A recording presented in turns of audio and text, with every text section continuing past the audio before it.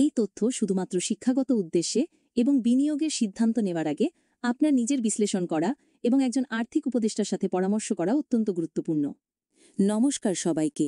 চলুন শুক্রবার নিফটি তার বর্তমান মূল্য অর্থাৎ অক্টোবর 17, 2025-এ ক্লোজ হয়েছে প্রায় 25,709.85-এর কাছাকাছি। যদি 1 ঘন্টা টাইম ফ্রেমে ইন্ডেক্স একটি শক্তিশালী পজিটিভ রিকভারি দেখাচ্ছে, যেখানে ক্রমাগত বুলিশ ক্যান্ডেল ফরমেশন হয়েছে এবং সাপোর্ট থেকে 25,500-র কাছে বাউন্স করে ওপরের দিকে যাওয়ার প্রবণতা দেখাচ্ছে, যা দেখা যাচ্ছে নিফটি প্রায় 25,526-এর ওপরে সাস্টেন করেছে, যার ফলে যথেষ্ট শক্তিশালী মোমেন্টামে দেখাচ্ছে। বর্তমানে ওপেন ইন্টারেস্ট এবং অপশন চেন ডেটা অনুসারে 1 ঘন্টা টাইম ফ্রেমে 25,500 থেকে 25,550 লেভেলটি একটি অত্যন্ত শক্তিশালী সাপোর্ট জোন হিসাবে কাজ করছে।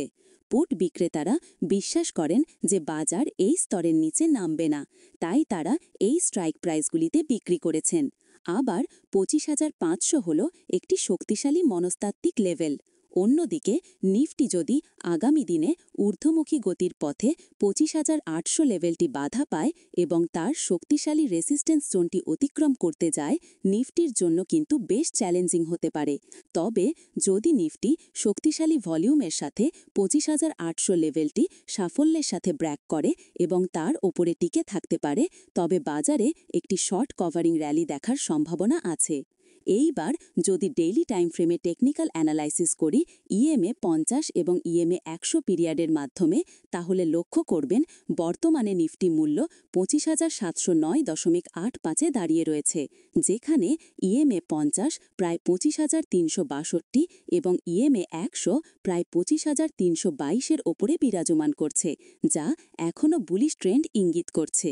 সোমবার অর্থাৎ 20/10/2025 তারিখে ইন্ট্রাডে ট্রেডিংয়ের জন্য 15 minute time frame technical chart analysis করলে লক্ষ্য করা যাচ্ছে 25,666 হল দিনের মূল বা কেন্দ্রীয় লেভেল, যা ইন্ট্রাডে ট্রেডারদের জন্য এটি হল ওয়াটারশেড পয়েন্ট।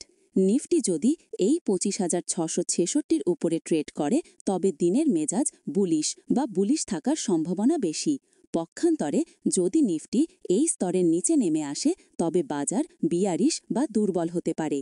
চলুন দেখা যাক গুরুত্বপূর্ণ সাপোর্ট এবং রেসিস্টেন্স লেভেলগুলো যথাক্রমে।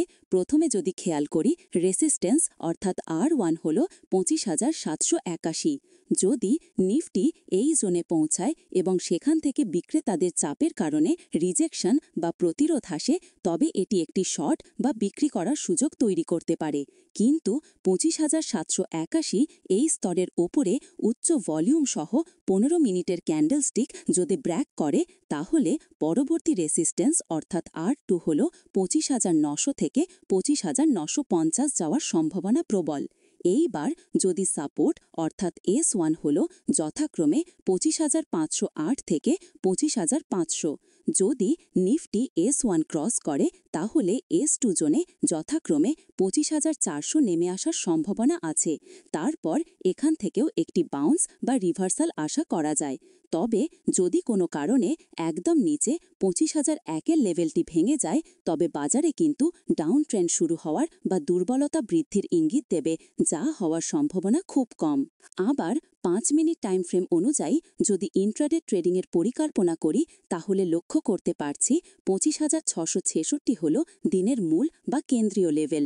নিফটি যদি এই 25,666 পিভট লেভেল ওপরে খোলে এবং মেজর সাপোর্ট 25,550 লেভেল ধরে রাখতে সফল হয়, তবে লং পজিশন যাওয়ার সম্ভাবনা রয়েছে।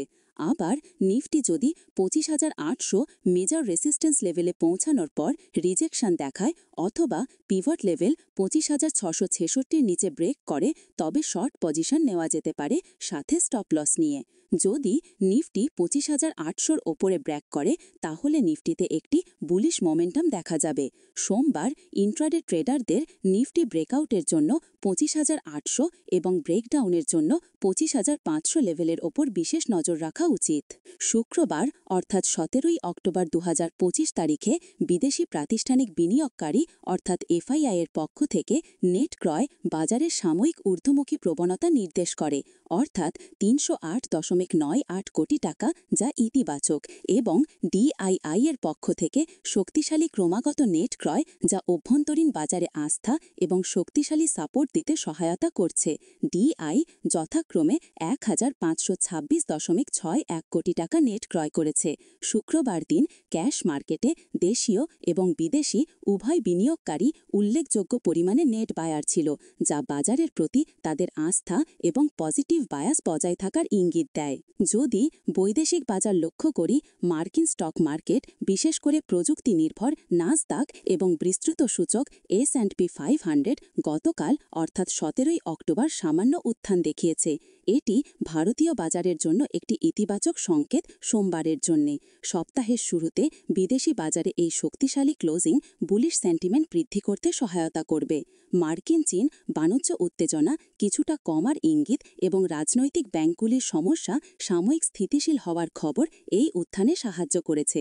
লক্ষ্য রাখার বিষয় হল 17 অক্টোবর 2025-এ এমসিএক্স গোল্ড এবং সিলভার উভয় ক্ষেত্রেই তীব্র অস্থিরতা এবং উচ্চ মূল্য প্রবণতা লক্ষ্য করা গেছে। এমসিএক্স গোল্ড ডিসেম্বর কন্ট্রাক্টের ওপেন ইন্টারেস্ট 1.32 লক্ষ টাকা ছাড়িয়ে গেছে, যা ট্রেডারদের মধ্যে ব্যাপক আগ্রহের ইঙ্গিত দেয়। গোল্ডের চাহিদার বৃদ্ধি হওয়ার কারণ হল একাধিক কেন্দ্রীয় ব্যাংক তাদের ডলার রিজার্ভ থেকে দূরে সরে গিয়ে ব্যাপক হারে সোনা কেনা শুরু করেছে।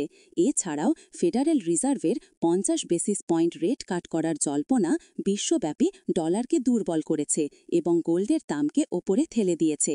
আমাদের ভারতের আসন্ন দিওয়ালির উৎসবের কারণে গোল্ডের ভৌত চাহিদা অনেকটাই বেড়েছে। যদি বাজার মূল্যের অস্থিরতা বজায় থাকে, তাহলে আগামী দিনে সোনা 1.5 লক্ষের মনস্তাত্ত্বিক লক্ষ্যের দিকে দ্রুত অগ্রসর হওয়ার সম্ভাবনা রয়েছে। সোনা এবং রূপার দামের এই চরম বৃদ্ধি বাজারের অবিশ্বাস্য র্যালিকে নিশ্চিত করে, যা নির্দেশ করে যে বৈশ্বিক অর্থনীতিতে অত্যন্ত গভীর এবং কাঠামোগত পরিবর্তন আসতে চলেছে।